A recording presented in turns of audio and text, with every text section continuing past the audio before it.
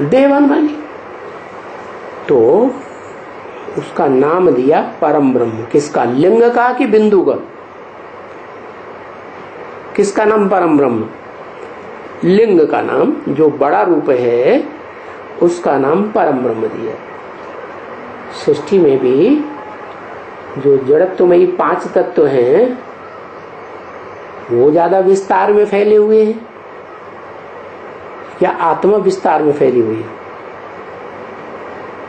है?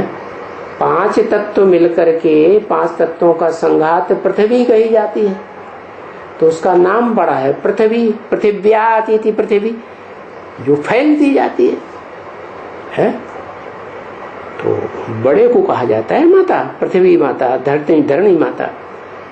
तो ऐसे ही वो परम ब्रह्म क्या हुआ? दुनिया की बेहद की बड़े ते बड़ी माता हो गई। क्या क्या हो गई? माता। और पिता? पिता वो जो उसमें ज्ञान का बीज डालता है।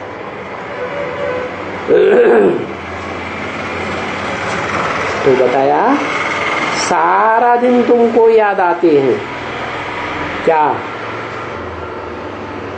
वो परम ब्रह्म लोक से कहते हैं मूल वतन है। कोई बच्चा जन्म लेता है, बड़ा होता है, तो कहते तुम कहां से आए? तो क्या जवाब देगा? मां के पेट से आई। तो तुम्हारा मूल स्थान कौन हुआ? वो ही मूल वतन हो गया। फिर सूक्ष्म वतन। बच्चा मां के पेट में आता है ना, तो उसकी आत्मा बाहर की दुनिया में जाती है कि नहीं? मन बुद्धि है, जाती है ना। तो वो सूक्ष्म वतन में घूमता है। क्या? जो माता का स्थूल शरीर है, स्थूल वतन है, वो छोड़ दिया और फिर सूक्ष्म वतन में मनन चिंतन मंथन की दुनिया में आ गया। वो हो गया सूक्ष्म वतन। फिर स्थूल वतन, फिर जन्म लिया तो न सूक्ष्म वतन न मूल वतन, क्या कहेंगे? स्थूल वतन। 5 तत्वों का पृथ्वी जल वायु अग्नि से बना हुआ जो शरीर है, वो शरीर कहाँ रहता है? 5 तत्वों की ब्रॉड दुनिया में रहता है। तो सारा दिन तुमको ये याद आते रहते हैं क्या?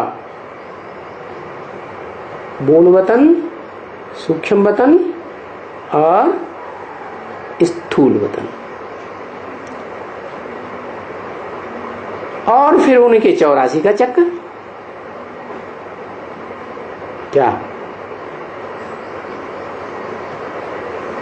जो आत्मा है तो 3 वतन में चक्कर लगाती रहती है संगम में, तो फिर 84 चक्र में आती है कि नहीं? तो ये सब तुमको बुद्धि में बैठता है।